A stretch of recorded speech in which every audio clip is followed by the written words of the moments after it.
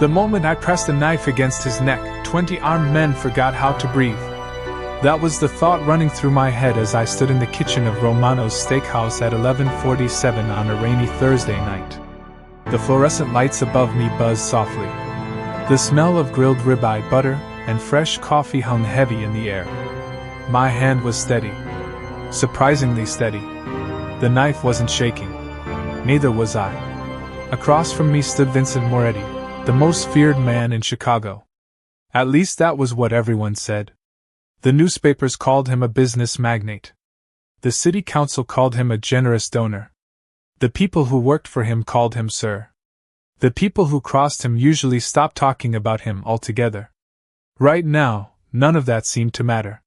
His dark eyes stayed locked on mine. Calm. Curious. Almost amused. Around us, the entire kitchen had frozen. Plates sat unfinished. Orders stopped moving. Even the dishwasher stood motionless. And behind Vincent, 20 men in expensive black suits stared at me as if one wrong move could change everything. One of them took a step forward. Vincent lifted a finger. The man stopped immediately. Nobody moved after that. Nobody spoke. The only sound was the steady hum of the refrigerators and the rain tapping softly against the back delivery door. Vincent's gaze never left my face. Then, incredibly, he smiled. Not a big smile. Just enough to make my stomach tighten. Interesting, he said quietly. Interesting. That was the word he chose. Not angry. Not shocked. Not offended.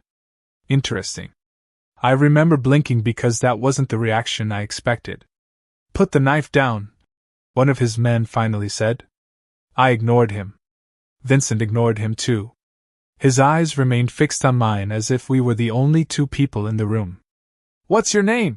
He asked. I almost laughed. The question sounded ridiculous considering the situation. Emily Carter. Emily Carter, he repeated slowly. You're either very brave or very reckless. Maybe you're not as intimidating as people think. Another dangerous smile touched the corner of his mouth. The kind that made me wonder if I had just made the biggest mistake of my life. Or the smartest. For 3 long seconds, nobody moved. Then Vincent did something nobody expected. He reached up carefully and pushed the knife away from his neck himself. Not forcefully. Not aggressively. Just enough to lower the blade. Put the guns away, he said without looking back. The room hesitated. Now. One by one, his men obeyed. I felt my heartbeat pounding inside my chest.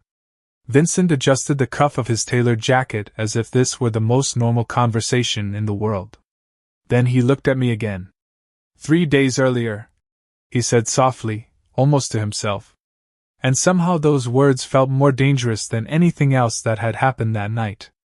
Because 3 days earlier, I was just a waitress trying to survive another double shift. 3 days earlier, I didn't know Vincent Moretti existed. 3 days earlier, I thought powerful men only belonged in movies. I had no idea that one simple decision would drag me into a world where money could buy almost anything, where loyalty mattered more than law, and where the most feared man in Chicago would become the biggest problem of my life. 3 days earlier, the rain had not started yet. Chicago glowed beneath a cold October sunset, and the city looked almost beautiful from the bus stop outside Romano's Steakhouse. Almost. I pulled my jacket tighter and checked my phone. $6.14 in my checking account. Rent was due in 4 days. My mother's prescription refill was due in 2. And my manager had already warned me not to be late again. Life had a way of piling problems on top of each other until breathing felt like a full-time job. By the time I pushed through the restaurant's employee entrance, the dinner rush was already building. The kitchen buzzed with activity. Servers hurried between tables. Glasses clinked. Orders flew across the line.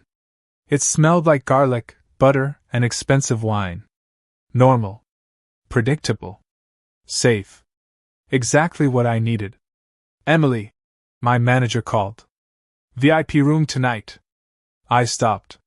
Why? Because Jessica called in sick. That explained it. Nobody wanted the VIP room. Wealthy customers expected perfection. They complained more, tipped less, and somehow always managed to make everyone feel invisible. I grabbed my order pad and forced a smile. Lucky me. The manager laughed without sympathy. The first hour passed quietly. Business executives, lawyers, a retired baseball player who smiled kindly and left a generous tip. Nothing unusual. Then the atmosphere changed. I noticed it before I understood it. Conversation softened. Heads turned toward the entrance. Even the bartenders seemed distracted. A woman carrying martinis nearly walked into a table because she could not stop staring. I followed everyone's gaze. A group of men had entered the restaurant. Dark suits. Confident posture. The kind of people who looked like they never waited in line for anything. They moved with quiet certainty, and somehow the entire room adjusted around them. One man walked in the center. Tall. Broad shoulders. Dark hair. Expensive charcoal suit. He looked younger than I expected. Early 30s maybe. But it was not his appearance that caught my attention. It was everyone else's reaction to him. Respect. Caution. Curiosity. Fear. I had seen celebrities before. This felt different. "Who is that?" I whispered to another server. Her eyes widened. "You seriously do not know?" "Know what?" "That is Vincent Moretti." The name meant nothing to me. Apparently my expression revealed that. "Emily," she said carefully, "try not to upset him." I almost rolled my eyes. Customers were customers. Money did not make them royalty. My manager hurried over a moment later. "VIP room. Table 1. Take good care of them." I looked toward the private dining area. Vincent Moretti was already seated. 4 men sat with him. Nobody smiled. Nobody seemed interested in the menu. The entire table felt wrapped in its own gravity. I picked up a tray of water glasses and headed toward the room. As I approached, Vincent looked up from a conversation and met my eyes for the first time. The strangest feeling settled in my chest. Not fear. Not attraction. Recognition. As if something important had just shifted and neither of us understood it yet. Then he looked away. The moment disappeared. Or at least I thought it did. The VIP room felt quieter than the rest of the restaurant, almost insulated from the noise beyond the glass doors.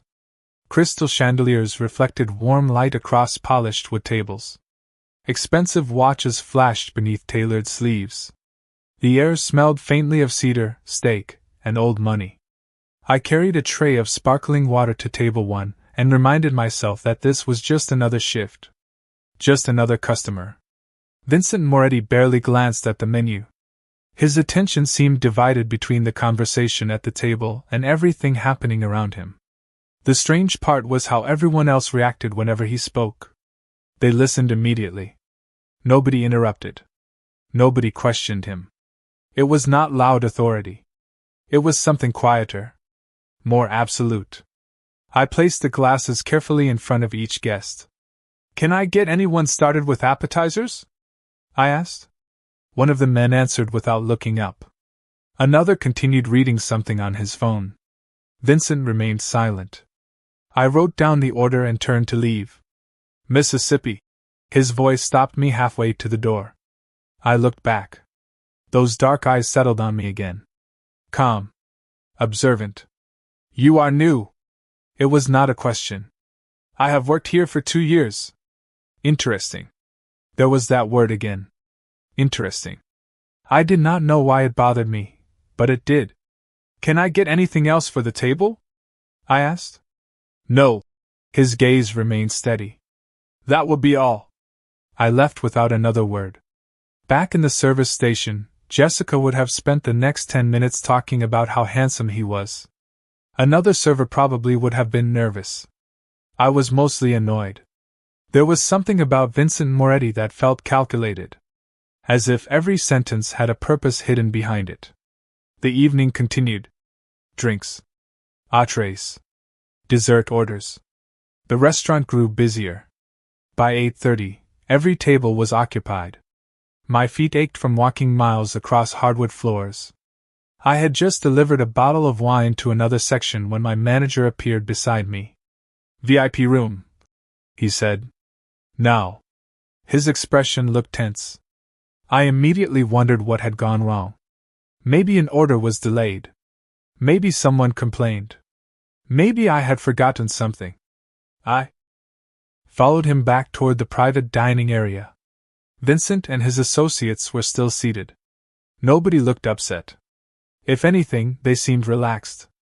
"Emily," my manager said carefully, "Mr. Moretti has a concern." I stared at him. "A concern?" Vincent folded his hands together. "Your service has been acceptable." "Thank you. But you forgot to refill the water at C3. I blinked. "I refilled it 12 minutes ago." One of the men at the table looked down at his glass. It was still nearly full. Silence stretched across the room. My manager shifted uncomfortably. Vincent watched me closely. Waiting. Testing. I understood that suddenly. This was not about water. This was about whether I would immediately apologize simply because someone important expected it. "Then I suppose the problem has already been solved," I said. My manager nearly stopped breathing. One of the guests lowered his fork. Vincent remained completely still. For a second, I wondered if I had made a terrible mistake. Then something unexpected happened. The corner of his mouth lifted slightly. Not quite a smile. Not quite approval. Something more dangerous. Something interested. "Perhaps it has," he said quietly. And for the first time all night, I had the uncomfortable feeling that I had just walked into a game without knowing the rules. For the rest of the evening, I tried to forget about the strange exchange in the VIP room. It should have been easy. Customers came and went. Orders piled up. The espresso machine broke for 10 minutes and nearly caused a staff mutiny. Normal restaurant chaos. Yet every time I passed the private dining room, I felt those dark eyes tracking me. Not constantly. Not obviously. Just enough to make me aware of it. Around 10 o'clock, the dinner crowd began thinning. The energy in the restaurant softened. Conversations grew quieter. Chairs emptied. My feet felt like concrete blocks after nearly 12 hours on them. I was carrying a tray of empty glasses toward the kitchen when one of Vincent's associates stepped into my path. He looked to be in his 40s, with silver at his temples and the calm expression of someone who rarely heard the word no. "Mr. Moretti would like a word." I adjusted the tray in my hands. "Then Mr. Moretti can order dessert like everyone else." The man blinked once. Clearly that was not the response he expected. "It will only take a minute. I am working." He is not accustomed to being ignored. Then tonight can be educational. The man stared at me for a long second before quietly stepping aside. I continued toward the kitchen without looking back. The moment I pushed through the swinging doors, every cook and server turned toward me. Somehow word had already spread. "What?" I asked. My friend Sarah leaned against the prep counter. "Did you seriously just reject Vincent Moretti?" I rejected a conversation. "Same thing. He is a customer." Several people laughed nervously. Nobody seemed willing to agree. An hour later, my shift finally ended. I untied my apron and collected my things from the employee locker room. Exhaustion settled into my bones. All I wanted was a hot shower and 6 hours of uninterrupted sleep. Maybe 7 if the universe felt generous. When I stepped outside, cold air hit my face immediately. The city lights reflected off low clouds drifting over downtown Chicago. I pulled my jacket tighter and headed toward the bus stop. Halfway down the block, I noticed the black SUV. It sat parked across the street beneath a street lamp. Expensive. Immaculate. Impossible to ignore. The driver's side window lowered slowly. Vincent sat inside. Alone. Of course he did. I kept walking. "Emily." His voice carried easily across the distance. I stopped despite myself. "What?" Get in. I actually laughed. No. He seemed mildly surprised. Most people do not answer me that way. Most people are free to make their own choices. Everyone has choices. Good. Then I choose the bus. For a second, neither of us spoke. Traffic moved behind me. A train horn echoed somewhere in the distance. Vincent studied me carefully. Then he nodded once. Interesting. There was that word again. Before I could respond, the window rolled back up. The SUV pulled away from the curb and disappeared into traffic. I stood there staring after it. Confused. Irritated. Curious. And for reasons I could not explain, slightly unsettled. Because for the first time all night, I had the strange feeling that Vincent Moretti was not trying to impress me. He was trying to figure me out. The next morning started the way most mornings did. Too early and with not enough coffee. Sunlight pushed through the thin curtains of my apartment, while my alarm insisted that 6:30 was a reasonable time for human consciousness. I disagreed. My mother was already awake when I stepped into the kitchen. She sat by the window with a blanket over her knees and a crossword puzzle spread across the table. "You look tired," she said. "I work in a restaurant. Tired is part of the uniform." She smiled softly. The smile made the exhaustion worth it. Most things did. That was why I worked double shifts. Why I skipped vacations. Why every dollar had a destination before it even reached my account. Bills. Groceries. Prescriptions. Life. After breakfast, I walked 3 blocks to the pharmacy to refill one of her medications. The total flashed across the register screen. I felt my stomach sink. More than expected. Again. I paid anyway. There was never really another option. By late afternoon, I was back at Romano's preparing for another shift. The dinner crowd arrived in waves. Business meetings. Date nights. Tourists. The familiar rhythm helped clear my mind. For almost 3 hours, I did not think about Vincent Moretti at all. Then my manager called me into his office. The moment I stepped inside, I knew something was wrong. A large white envelope sat on his desk. My name was written across the front in elegant handwriting. "What is that?" I asked. "It arrived an hour ago." He looked uncomfortable. "Open it." I picked up the envelope carefully. Inside was a cashier's check. My heart nearly stopped. The amount printed on it was more money than I earned in 6 months. Attached was a simple card. No decoration. No signature except one name. Vincent. I read it twice. Then a third time. 3 words. "For your mother." That was all. Heat rushed into my face. Not gratitude. Anger. How did he know about my mother? How did he know anything about my life? The questions made me deeply uncomfortable. I cannot accept this. My manager nodded quickly. "I figured you would say that." I folded the check and slid it back into the envelope. "If he comes in tonight, give it back. Emily." "No." My voice came out sharper than intended. People do not get to buy their way into my life. An hour later, the front doors opened. The entire restaurant seemed to notice immediately. Vincent entered alone this time. No entourage. No associates. Just him. He spotted me almost instantly. Of course he did. I marched across the dining room before I could reconsider. The envelope felt heavy in my hands. "This belongs to you." I placed it directly on the table.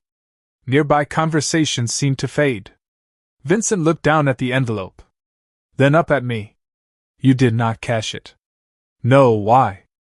I stared at him in disbelief. "Because I did not earn it." For several seconds he said nothing. His expression remained unreadable. Then, slowly, he leaned back in his chair. "You are the first person who has ever returned money to me. Maybe you are offering it to the wrong people." A strange silence settled between us. Not hostile. Not comfortable either. Something else. Something neither of us understood yet. And for the first time since meeting him, I saw genuine surprise in Vincent Moretti's eyes. The next 2 days should have returned everything to normal. They did not. Vincent stopped sending gifts. He stopped trying to start conversations. He stopped appearing at my table. Somehow that was worse. I caught myself noticing every time the restaurant doors opened. Every black SUV that passed outside. Every unfamiliar face in the dining room. It irritated me more than I wanted to admit. By Friday night, the restaurant was packed. Every table was full. The kitchen felt 20 degrees hotter than usual. Orders stacked up faster than we could deliver them. The entire staff moved at full speed just to stay afloat. Around 9 o'clock, a large private party arrived without a reservation. The manager accepted them anyway because turning away wealthy customers was apparently impossible. The group occupied nearly half the dining room. Loud laughter echoed across the restaurant. Several guests were clearly celebrating something. Most were polite. One was not. He complained about the lighting. He complained about the menu. He complained about the temperature of his coffee after leaving it untouched for 15 minutes. By the third complaint, I had exhausted my supply of professional smiles. "Is there anything else I can do for you, sir?" I asked. "You can learn how to do your job." His friends laughed. I did not. "I will let the manager know about your concerns." I turned to leave. "Wait." The command snapped through the air. I stopped because ignoring customers entirely tended to create paperwork. "Yes?" I asked for another coffee. "I will bring one." "Now." Something about his tone made my stomach tighten. Not fear. Recognition. I had heard that voice before. The voice of someone who believed money made other people smaller. I started toward the kitchen. A hand landed on the edge of my serving tray. Not enough to hurt. Just enough to stop me. The restaurant suddenly felt very quiet. I looked down at the hand. Then up at him. "Let go of the tray." The smile disappeared from his face. "You should be more respectful.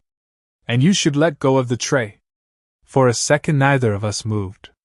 Then another voice entered the conversation. Calm. Deep. Familiar. I believe she made herself perfectly clear. The man's hand immediately released the tray. Every head near the table turned. Vincent stood several feet away near the entrance. I had not even seen him arrive. His expression remained composed, but something shifted in the atmosphere around him. The customer straightened in his chair. Suddenly much less confident than before.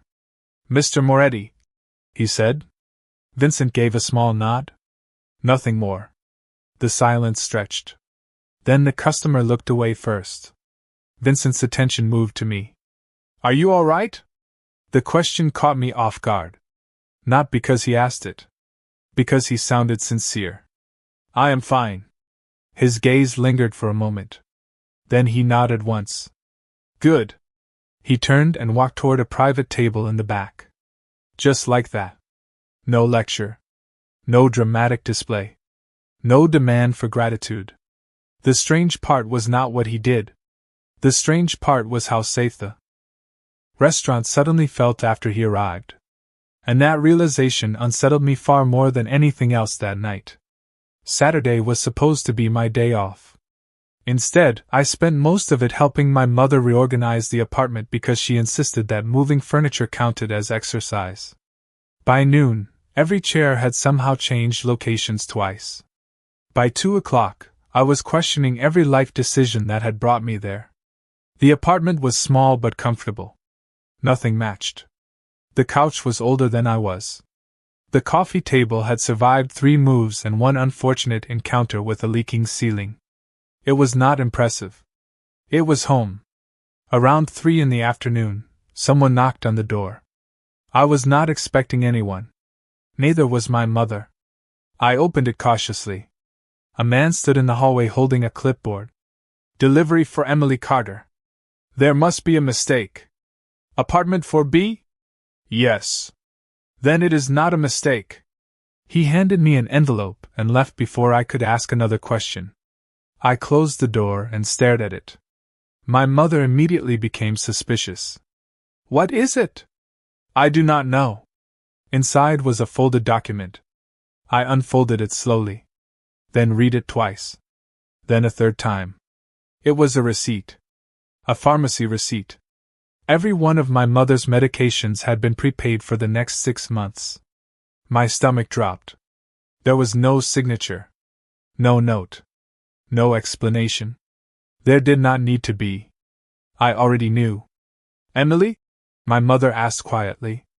Who sent it? I looked toward the window. Toward the city beyond it. A very stubborn man. The rest of the day felt strange. Part of me was angry. Another part was relieved. The larger part hated that both feelings existed at the same time. By Monday evening, I had almost convinced myself to ignore the entire situation. Then Vincent appeared again. The restaurant was unusually quiet for a weekday. Rain tapped softly against the front windows. Jazz music drifted through hidden speakers. I was wiping down a table near closing time when he walked in alone. No security. No associates. Just Vincent. He chose a table near the back and ordered black coffee. Nothing else. For 20 minutes, he sat there reading documents while the restaurant slowly emptied. Finally, I carried the check to his table. You prepaid the prescriptions. He looked up. Yes. I told you I do not take charity. Good. His expression remained calm. Because it was not charity. Then what was it? A solution. I folded my arms. You do not get to solve my problems. For the first time, something almost resembling frustration crossed his face. Emily, why is accepting help harder for you than struggling? The question hit harder than I expected. Maybe because I did not have a good answer. Maybe because I did. Because every favor comes with strings. His eyes held mine. Steady. Honest. Not every favor.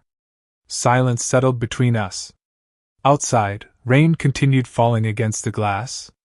Inside, the restaurant felt suddenly smaller. You really do not understand, do you? I asked quietly. Understand what? That people like you and people like me live in different worlds. Vincent studied me for several seconds. Then he closed the folder in front of him. Maybe that is why I keep showing up. And for the first time since meeting him, I was not entirely sure which one of us was more confused. The following Thursday began like any other shift. I arrived 15 minutes early, tied my apron, poured myself a cup of coffee that tasted vaguely like burnt cardboard, and prepared for another long night. The restaurant was busy before sunset. By 6 o'clock every server was moving nonstop. The familiar rhythm should have kept my mind occupied. Instead, I kept replaying Vincent's words. Maybe that is why I keep showing up. I did not know what to do with that sentence. So I tried to ignore it. Around 8:30, my phone buzzed in my pocket. I checked it during a break. 3 missed calls from my mother. My stomach tightened instantly. She never called repeatedly unless something was wrong. I stepped outside into the cool evening air and returned the call. Mom? Emily, I am fine. The words came too quickly. What happened? A pause. Someone came by the apartment today. Every muscle in my body stiffened. Who? I do not know. He said he was looking for you. The city noise seemed to disappear around me. What did he want? He would not say. Her voice lowered. Emily, he knew your name. He knew where you worked. A cold feeling settled deep in my chest. Did he threaten you? No. Nothing like that. But something felt strange. I looked through the restaurant window. Customers laughed over dinner. Glasses sparkled beneath warm lights. Everything appeared normal. Yet suddenly it did not feel normal at all. Do not answer the door for anyone tonight, I said. I mean it. Emily, promise me. After she agreed, I ended the call and stood there for a moment staring at the traffic moving along the street. My instincts told me something was wrong. I just did not know what. When I returned inside, Vincent was already there. He sat at his usual table near the back. Somehow seeing him made the knot in my stomach tighten further. I tried to focus on work. 20 minutes later, one of the bartenders approached me. "Your friend wants to talk." "He is not my friend." "Sure." I sighed and walked toward Vincent's table. He looked up immediately. "Something happened." The words escaped before I could stop them. His expression changed instantly. Not dramatically. Just enough for me to notice. "Tell me." I explained the phone call. The visitor. The questions. The feeling that something was off. Vincent listened without interrupting. When I finished, silence settled between us. "Emily," he said quietly, "has anyone unusual approached you recently? Besides you?" To my surprise, he almost smiled. Then the smile disappeared. "I am serious."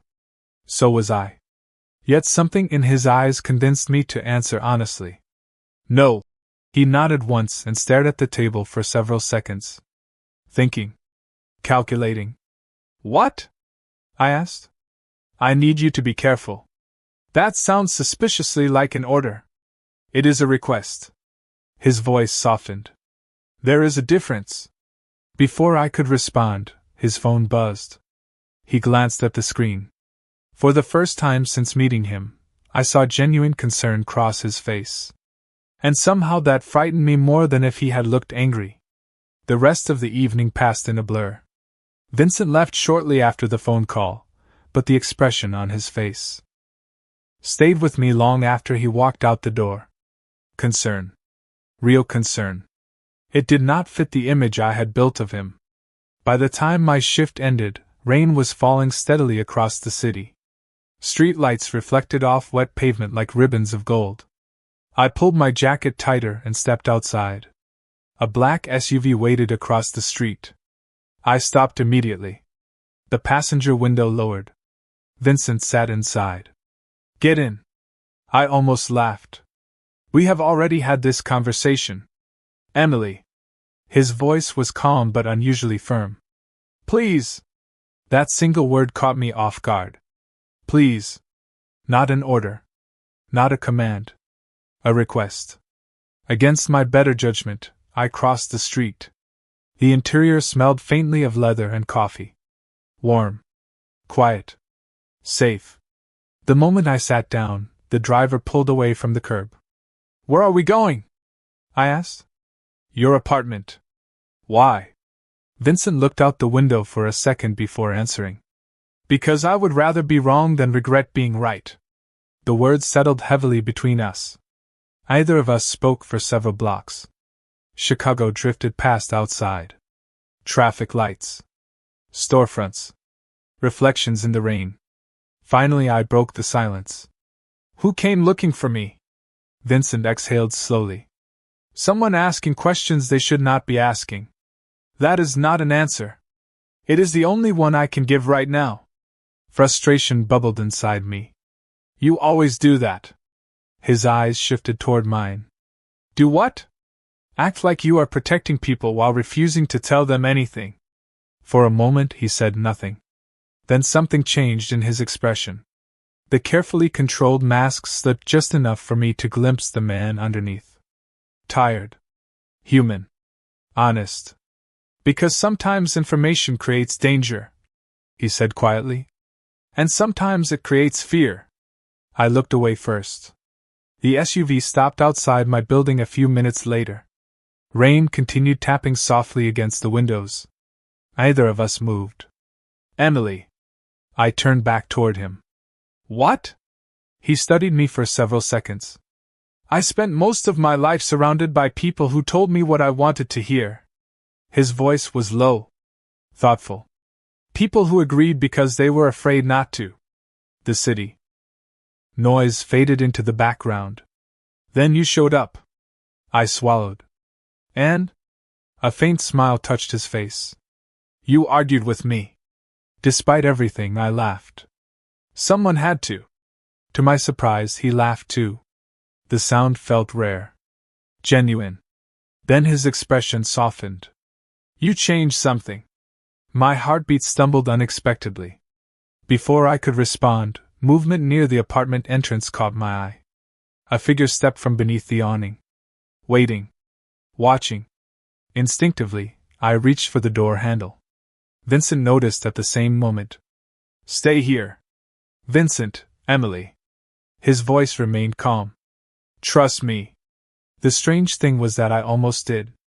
Minutes later, after a brief conversation I could not hear, the figure walked away into the rain. Vincent returned to the vehicle. "Everything is fine. You keep saying that. Because tonight it is true." I stared at him. Then slowly nodded. 3 days later, standing in the restaurant kitchen with a knife raised and 20 stunned men surrounding us, I would remember that moment. Because that was the night I stopped seeing Vincent Moretti as the most powerful man in Chicago. It was the night I started seeing the man beneath the reputation.